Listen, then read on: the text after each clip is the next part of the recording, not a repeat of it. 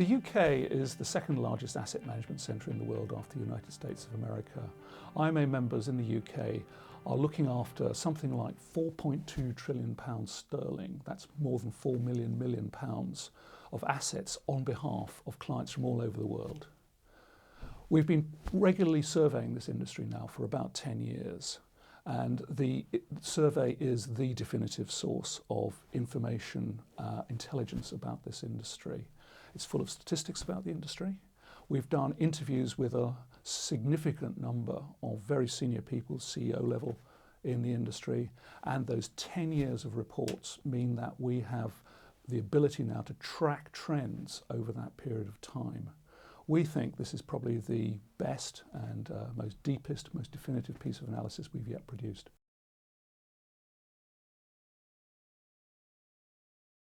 For 5 years now, we've been in the grip of an economic and financial crisis. And the response of governments really around the world has been to look at the regulation that governs the financial services industry, how it can be changed in order to prevent the problems that have come to light in the last 5 years. And one of the things that's come through from this survey is the way that regulation has risen to the top of the agenda of people running asset management businesses in a way that might have been unthinkable a few years ago. Another theme that came out really quite strongly is that investment managers think that good regulation is a good thing. Investors want to put their money into a market which they feel comfortable and confident that it's well regulated. Regulation itself is not a bad thing. But where we started to hear one or two concerns, I think, was about the sheer volume of regulation that's coming forward. And a lot of it's now coming from the European Union. There are something like 35 measures that we're currently having to deal with, coming principally, but not exclusively, from the EU. And some of the concerns that we were hearing are, first, that a lot of what we're seeing is extraterritorial in its reach. It's regulators in one country trying to impose rules outside their jurisdiction. We see that with the United States. We're starting to see it a bit with the European Union as well. And of course, when that happens, those regulations clash and they contradict each other.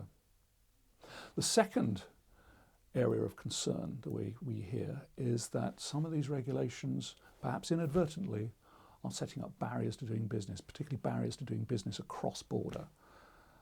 And those together will hamper the ability of investors to invest their money as they wish globally.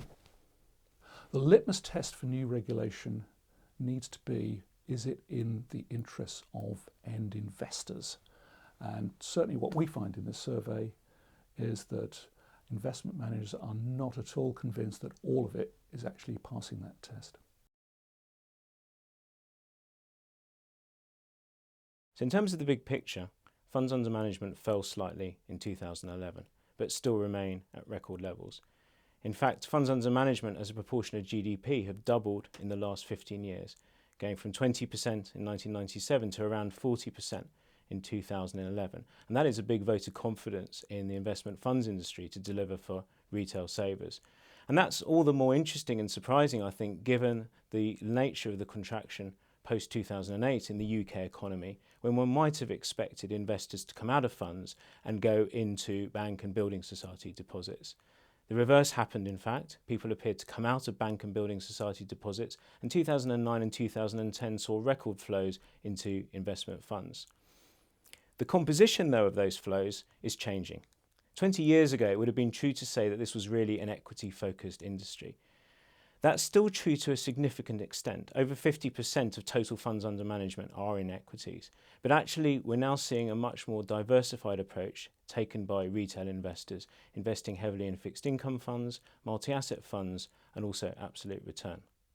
Looking ahead to 2013, something interesting happens in terms of distribution, the Retail Distribution Review. And those we spoke to are broadly supportive of the principles of RDR, but somewhat concerned about the detail and also the effect on consumers, particularly the availability of advice. And we may find that that starts to change the product offering.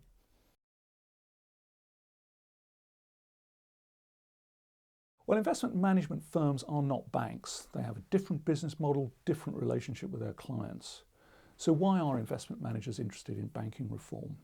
Well, investment managers have a serious interest in a well-functioning banking system. First of all, and perhaps obviously, they're investors in banks.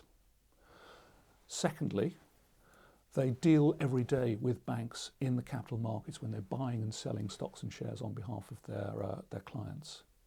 But third, and perhaps most importantly, investment managers are there to look after the interests of their investors, whose money they're looking after. And those investors have a serious interest in financial stability. So banking reform designed to make the financial system more stable, less likely to face the sort of shocks that we've seen, is very important. And when we talk to our members, we talk to investment managers, we do find quite a wide range of views. It's a difficult issue, lots of people have different opinions. But where we see the centre of gravity within the industry is around the proposals put forward by the Vickers Commission, the Independent Commission on Banking, which put forward the recommendation for a ring fence around retail banks. And that is where we think that the consensus, the centre of gravity of the views in the industry lies. And ultimately what the investment management industry needs is a strong and stable but reformed banking system. So asset managers are involved in both defined benefit and defined contribution schemes. They manage around £2 trillion on behalf of UK pension savers, and they do so in a number of ways. Firstly, they are investment component suppliers to pension schemes. Secondly, many firms are pension specialists in terms of the products they offer.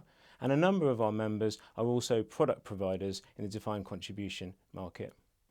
This year, we're seeing the most significant reform in several generations. It's the introduction of automatic enrolment. And those asset managers we spoke to as part of this survey recognise their responsibilities in helping to deliver the best possible outcomes for consumers, particularly given that many of those consumers will not be familiar with investment products or pensions more generally. The industry recognises its own responsibilities, but it also asks for something in return from government, which is greater stability in terms of the policy landscape. There's inevitably a temptation for incoming governments to tinker, to introduce new rules. But as we talked to people as part of this survey, what asset managers really emphasised was their desire for a stable policy, tax and regulatory landscape going forwards. So in conclusion, this report finds an industry that's growing. What's more, it's a growth that's going to continue in the future. With a worldwide focus on personal saving for retirement, this industry is going to become more and more important to people worldwide. What the IMA believes, and what the report I think demonstrates, is that this is going to bring with it tremendous opportunities for the industry. But with those opportunities, there's going to come responsibilities and there's going to come scrutiny. It's an industry that already prides itself on transparency, so I don't think that scrutiny is something that it should be afraid of.